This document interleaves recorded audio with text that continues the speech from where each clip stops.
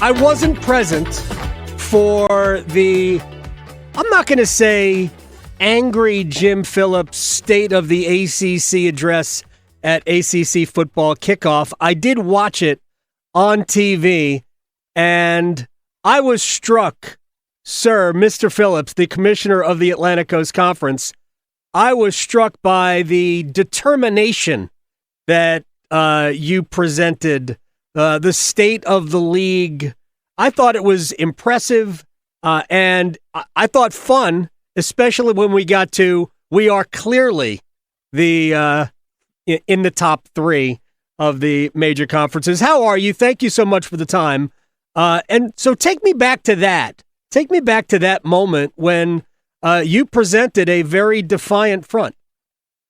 Great to be on with you, Adam. And I would just say it had been building up a little bit over the course of the last 6-8 months or so. Here's the bottom line. The bottom line is this is a very good conference that's healthy. If you look at any of the metrics athletically, 7 national titles last year, 23 in the last 3 years, leads all conference and league-sponsored sports.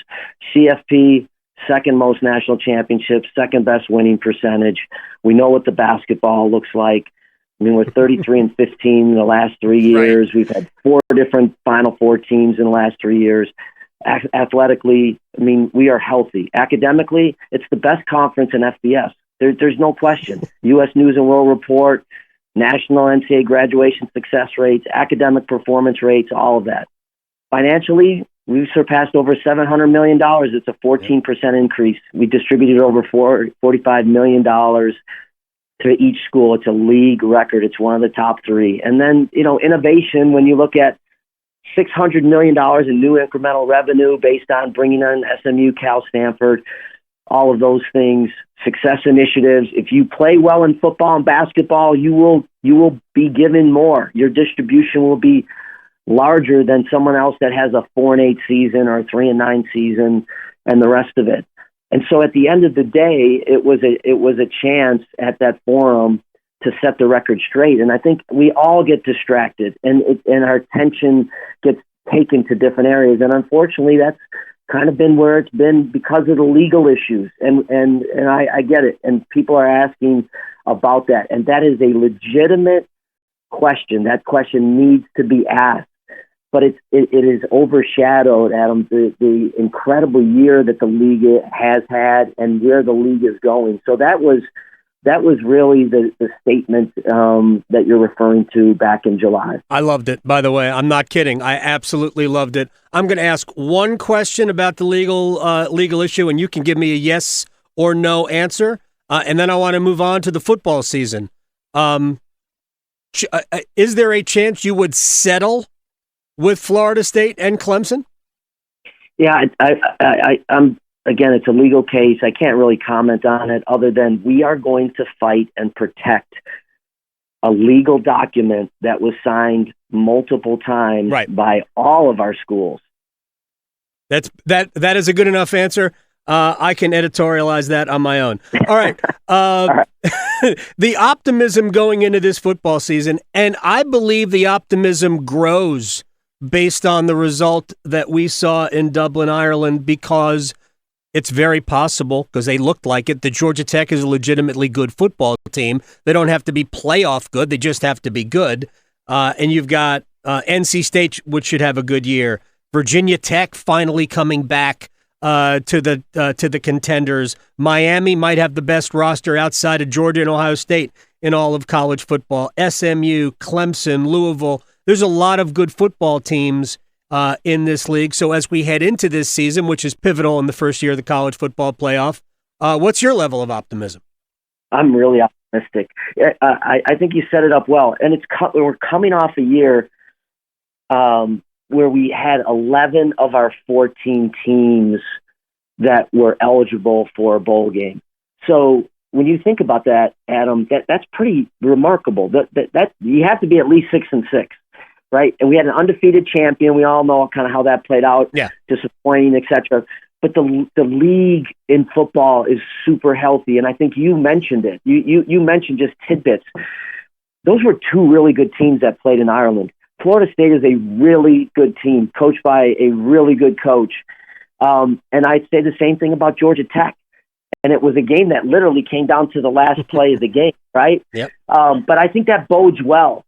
And what you have, though, is you end up cannibalizing yourself when you get into league play. So it will be important for us to have a good non-conference year. And again, going back to last year, this is a new season, but we were 11-9 against the Big Ten and the SEC. People didn't talk about that nearly enough. We won some great games. We got to do the same thing. Those are two really good football conferences. So the slate is clean, but we're going to have some opportunities. I mean, think about the games this weekend. Mm-hmm. I mean, some really, really good games. I'm going to head down tonight. I'm going to go to NC State and watch them play. I'm going to try to get to the second half, maybe at Wake Forest. Tomorrow I'm going to go see Duke play. Saturday I'm going to go to Atlanta and see Clemson and Georgia play. Miami plays at Florida. Yep. So there's a bunch of good games going on already in week one, and we have to, get off to a good start and have a similar kind of record that we did last year that put us in conversation all year for the CFP. And the other good thing is that you've talked about, and you follow it really closely, Adam, and that is the expansion of the playoff really is beneficial for college football teams in the sense that you could stub your toe early in the year and still have a legitimate shot to get into the playoff. You may be able to even do it twice if it's the right opponents and the right set of circumstances. And so perfection last year didn't warrant, a bid. This year that will be different. It really will be. And I think that's good for college football. I think it's really good for the college football fan that has great interest. And I don't think it lessens the regular season at all. But again, really excited about the upcoming year in ACC football. I personally think Florida State's exclusion was more about Alabama and the fact that so many people on that committee couldn't unwrap their minds around how can we have a playoff without the SEC. Way more than it was about Florida State. I thought it was a convenient excuse. And there are probably other factors that I won't get into. You mentioned Jim Phillips, Commissioner of the ACC. You mentioned the financial success. So the ACC network has been, even by ESPN's admission, a huge financial boon for them. You guys split the revenue, the proceeds of that, down the middle.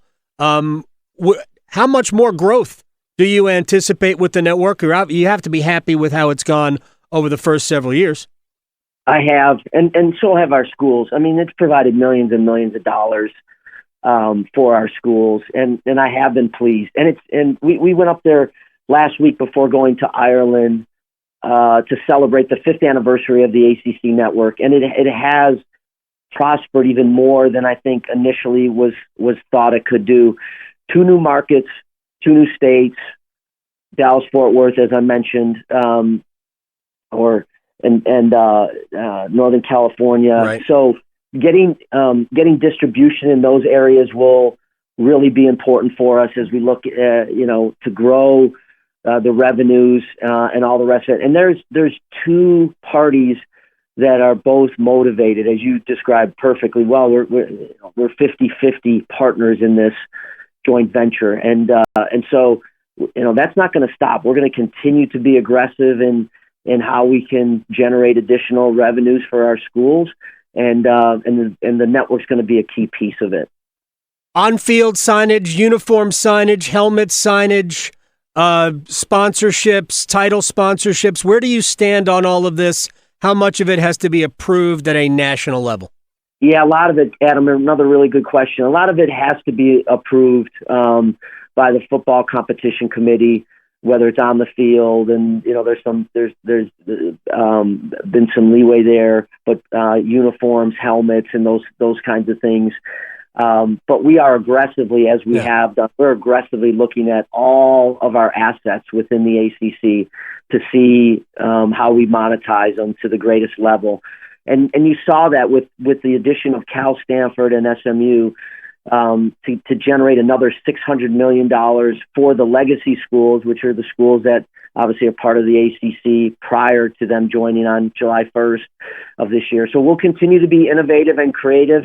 We have to continue to be forward-thinking in the business area, and I'm very pleased at how this has grown, certainly in my 4 years as commissioner, and kind of where it's headed in the future. I would sell everything. I would have a different sponsorship written on the 10-yard line in that 10-yard block, and then the 20-yard block, and then the 30-yard block. I would sell absolutely everything, make as much money, make everybody happy. That's probably over the top. All right, final question for Jim Phillips, Commissioner of the Atlantic Coast Conference. And you and I think, are philosophically aligned in this. We have in our mind what college sports is about. It's about the experience. It's about the opportunity to play not only football, but for all sports, all the way through the Olympic sports. And credit to the league for claiming Katie Ledecky as an ACC athlete. I loved that. I laughed so hard. It was beautiful. Tiger Woods, too, by the way. We should claim Tiger Woods. But today's college football is clearly not. There's an element of greed, not an element. Greed has overwhelmed college sports. I know you well enough to know that this doesn't sit well with you. So how do you weigh your own personal beliefs as to what college athletics should be about and where football has taken everybody? Yeah, I would say this. I call it a reset. Just a major reset in the history of college sports, and I think that's how it's going to be looked upon as we look back in the years to come. The opportunity for student athletes has never been greater as it relates to monetizing their name, image, and likeness. You've talked about on your show before. If the House case goes through and Judge Wilkins signs off, there'll be up to 22% of revenue coming into athletic departments through tickets and sponsorship that could go to student athletes. Those will be really local decisions. Schools will decide what they want to do, school by school, and how much and what student athletes will be provided. But at the heart of it, and it's to your question, Adam, and that is, we can't lose the focus on this is about access and affordability in higher education for young people. And besides the GI Bill, student athletes are second in scholarships and grant and aids and an ability to go to college, like $4.1 billion a year. We don't want to lose that because 99% of these kids are not going to be professional athletes. Mm-hmm. So if there's revenue for them to be able to earn while they're in college, all for it. I'm a father of 5. 2 of them are student athletes. I get it. I'm happy for them. And you can't kind of wring your hands of, hey, yesteryear, and this is, I can't believe we've gotten to this point. We are at this point. So let's embrace it and do the very best we can. But let's not overlook that this is about getting a degree by getting an education in one of the great schools across the country, wherever it is, and that at the end of your playing career in college, and if you're not fortunate enough to be a professional athlete, that you are ready to enter the real world and be a really productive leader, citizen, in this country or wherever you decide to move to. That's important to me. It really is. Graduation and academics still remain part of the ACC in a big way. That's why I'm really prideful of, I think it's the best conference in the country from an academic standpoint, as well as athletic and other areas. So you got to get your arms around it. It is different. But what I think the beauty is, and I saw it again in Ireland, is when the whistle blows and the ball's kicked off in the sport of football, everybody kind of goes back to rooting for their team. And some of the side stuff and some of the elements that are surrounding us, not only in college sports, but in the world or in our country, kind of disappear for a period of 3 hours. And that's a beautiful thing. So we're going to continue to take care of it. We're going to continue in the ACC to be a leader in college sports because there's such great benefit for student athletes, coaches, fans, alums, people that love sports. like you and I really believe the future is bright. So away we go. Jim Phillips, Commissioner of the Atlantic Coast Conference. I've kept you too long. Apologies to anybody I need to apologize to. You're a gem. I appreciate your time. Hopefully we can talk again and get even further in depth on a lot of these things in the future. Good luck. Have fun on your trip this week. You're going everywhere. I am going everywhere. You need to come with me sometime, Adam. I'd do it. I would absolutely do it. All right. Thanks. Thanks for having me on.